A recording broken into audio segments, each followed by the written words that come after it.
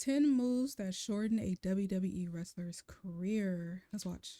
What the hell is going on here? Oh, spear by the world champion Edge. 10 Damn, moves Edge. WWE wrestlers use that shorten their careers. Number 1, the leg drop. The leg drop as a finisher was popularized by Hulk Hogan, and we've seen the move used in various ways throughout the years. However, it doesn't matter if it's on the top rope or a basic leg drop on the ground. This move is notorious for killing the backs of wrestlers performing it. A big reason that Hogan can barely walk today is because of his finishing move. Hogan has stated his regrets over having the atomic leg drop as his finisher, as he's noted the damage it's done to his hips, lower back and pelvis, and the multiple surgeries he's had to go through just to be free of pain. But Hogan isn't the only man who suffered the effects of the leg drop. Matt Hardy is also known for the high-flying move, with one of his most infamous moments being him hitting a leg drop off the top of a steel cage in 2005. Hardy eventually stopped using the move for the same reason that Hogan did. It messed up his lower back and pelvis. Wow. In fact, Matt had to get surgery as his lower back began to fuse with his pelvis. Now, it doesn't matter if you're a cruiserweight or a heavyweight, the leg drop has been proven to be an unsafe maneuver, and surprisingly, it isn't banned even though we know the long-term effects of it. Number 2, the headbutt. We can't have this move on the list without addressing the elephant in the room, Chris Benoit. The tragedy of Chris Benoit and his family rocked the wrestling world, and when it was revealed that this incident was likely caused because of Benoit's history of concussions, WWE immediately banned the diving headbutt. The dangers of this move are quite obvious, as there's a huge risk of head-related injuries that could permanently harm a wrestler.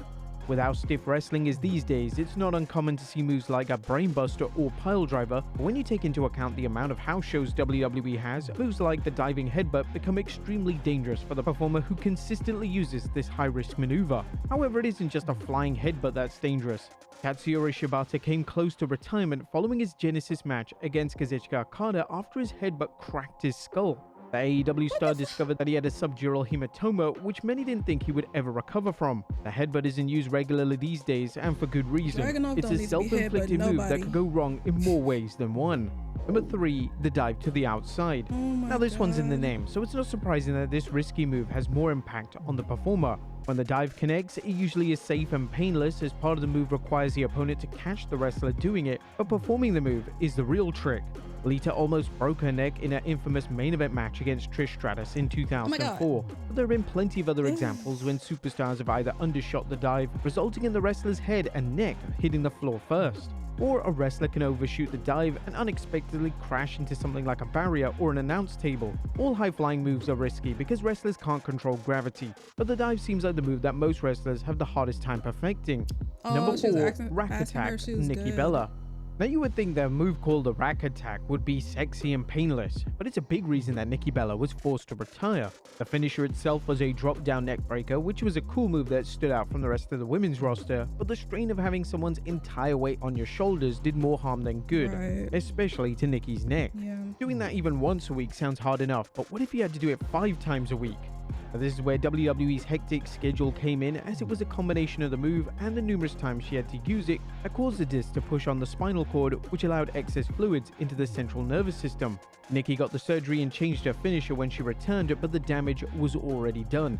She was forced to retire because of the constant neck injuries that flared up. The Rack Attack may have been a great finisher for the former WWE Divas champion, but it's doubtful that Nikki would have ever chose that move in the first place if she knew that the damage it would do to her career. Number 5, Shooting Star Press. The Shooting Star Press is one of the prettiest moves ever created. However, as Beyonce once said, pretty hurts. Invented by WWE Hall of Famer Jushin Thunder Liger, the move has gone through several evolutions throughout the decades. For a long time, WWE had a permanent ban on the maneuver because the risk far exceeded the reward. The Shooting Star Press is a move that needs to be perfect. One slight miscalculation can break the performer's neck or even crush a rib. From Billy Kidman's spectacular Shooting Star Press fail to Steven Regal on Nitro to Brock Lesnar's painful highlight reel at WrestleMania 19, it's astonishing that numerous careers haven't ended because of this popular move. Number 6, a beautiful move. Swan Bomb. Have you ever noticed how Jeff Hardy changed the way he used the Swan Bomb? The former WWE champion revealed in 2018 that he had to change the way he used the move to protect his own body. The Hardys don't move the way they did in the 90s and early 2000s because they were Team Extreme. Jeff was a daredevil who did all types of crazy aerial maneuvers, but the Swanton Bomb was a finisher that he used in every one of his matches. However, that move took its toll on his lower back and is a big reason why he limps around the ring these days. Now, the thing is, the current version of the Swan Bomb looks more devastating than the ones he hit during the Attitude Era, so it's definitely for the best that Jeff Hardy puts all his weight onto his opponent.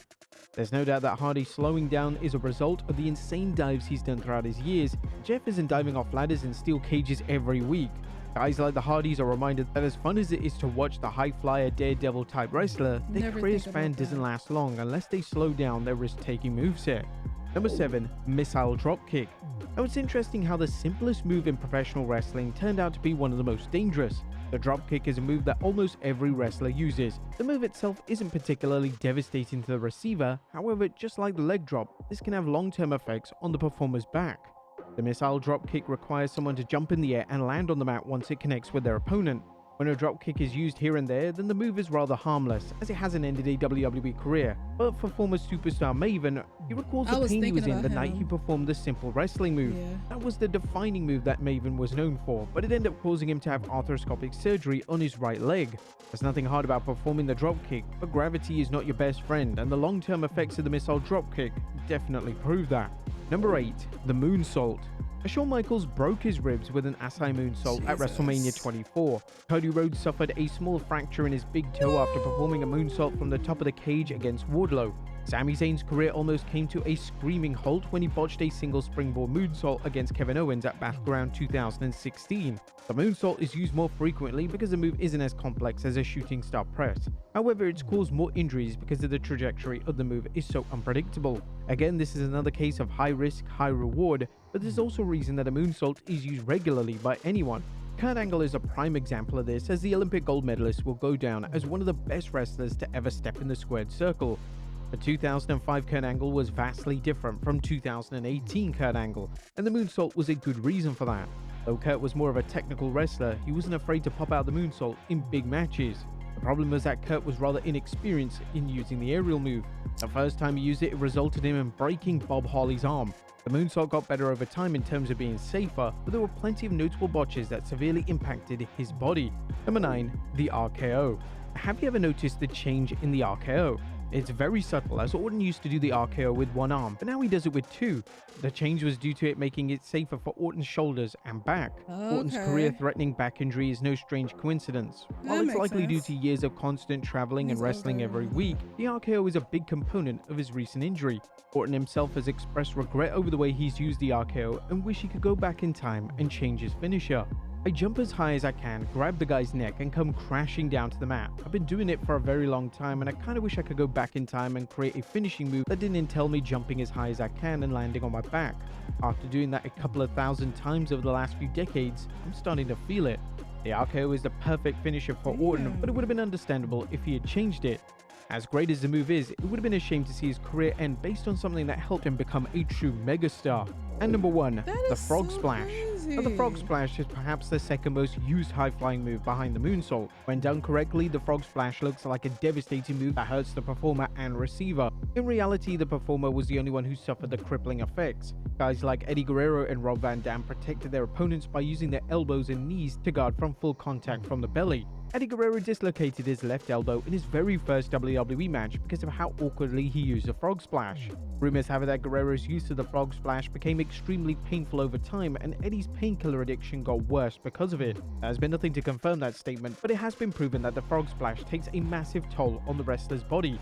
Imagine landing on your knees and elbows for over 300 days a year. Even worse, making one mistimed mistake can hurt both you and your opponent. There doesn't seem to be much upside when using the Frog Splash, and that's evidently in today's WWE landscape, as it's not used as much in the company apart from Montez Ford using it.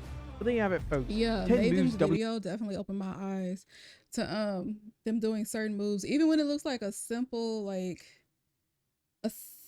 move that wouldn't cause too much pain. After watching his video, I was like, wow, I never even thought about that, because they do them so like clean, and they do it over and over and over and over. So I never thought like, damn, I wonder if this shit is hurting them. I mean, we do see like, you know, a little bit of reaction or whatever, but sometimes I think like maybe that's like a botch. But yeah, they do react when they do certain moves, and I'll be like, oh, that hurt you as well. But Oh my God, bro. I did not know it was that bad. That is scary and very sad because it ends careers and it just changes them. Even if they keep going, you know, it changes them a little bit. So, yeah, you gotta be careful because that shit can definitely change your life. But that is gonna do it for this reaction, you guys. Make sure to leave some likes and comments down below. Let me know what you guys think, and I will see you in the next one.